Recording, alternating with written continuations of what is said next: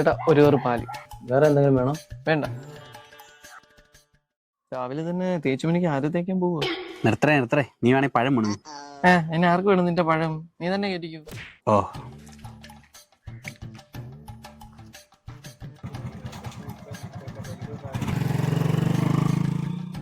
അതെ, യവന്മാർ രണ്ടുപേരും കല്യാണം ഒന്നുമായി. ഓ, എവിടുന്നാ? എപ്പോ നോക്കിയാലും യവന്മാർ തമ്മിൽ ഒരുമിച്ച് തന്നെ കാണും. യവന്മാർക്കൊന്നും ലൈനും ഇല്ല. ഇവന്മാർ മറ്റേതാണോ എന്ന് എനിക്കൊരു സംശയമുണ്ട്. മറ്റേതോ? ഓ ഓ ഓ ഓ ഇപ്പൊ അതാണല്ലോ ഫാഷൻ. നമ്മളാ? ഇങ്ങനെ നാട്ടിൽ നിങ്ങളെ പറ്റിയ ന്യൂസ്. അത് മാറ്റണമെങ്കിൽ നിങ്ങൾ തന്നെ വിചാരിച്ചേ പറ്റൂ. അപ്പൊ ഓക്കെ. ചേടാ, ഈ തെറ്റിദ്ധാരണ മാറ്റണമല്ലോടാ. വഴിയുണ്ട്.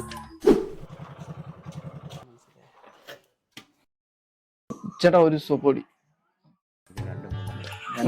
ചേട്ടാ ഞാൻ കല്യാണമൊക്കെ നോക്കുന്നുണ്ട് കേട്ടോ. അതിന് അല്ല, ഒന്ന് അറിഞ്ഞിരിക്കാൻ പറഞ്ഞതേ ഉള്ളു. നിങ്ങളുടെ പരിചയത്തിൽ വല്ല പെൺകുട്ടികളും ഉണ്ടെങ്കിൽ ഒന്ന് പറയണേ. എന്നിട്ട് വേണോടാ നിന്റെ ആ പാവം തന്നെ അവക്കൂടെ ചെലവിന് കൊടുക്കാൻ. ചേട്ടാ ഇത് അച്ഛൻ്റെ പറ്റിൽ എഴുതിക്കോ. എടാ അവർക്ക് എന്നോട് ആ പഴയ പുച്ഛം മാത്രമേ ഉള്ളൂ. പുതിയതായിട്ടൊന്നും എനിക്ക് അങ്ങോട്ട് തോന്നിയില്ല. എന്നാ ഞാൻ പോയൊരു നമ്പർ ഇട്ട് നോക്കാം. ചേട്ടാ കാടമുട്ട ഉണ്ടോ? അതില്ല. ഇല്ലല്ലേ?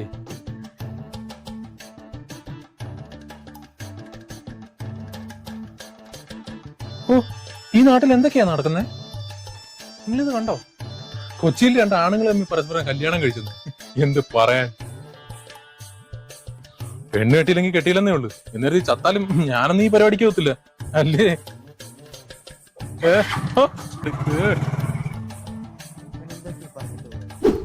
ഞാൻ ഡോസ് കൂട്ടിയൊന്ന് പറഞ്ഞു നോക്കി. പക്ഷെ അവിടെ മുഖത്തുനിന്ന് യാതൊരു റിയാക്ഷനും ഇല്ല. അപ്പൊ ഇനി വേറെ വഴികളും നമ്മൾ നോക്കേണ്ടി വരും.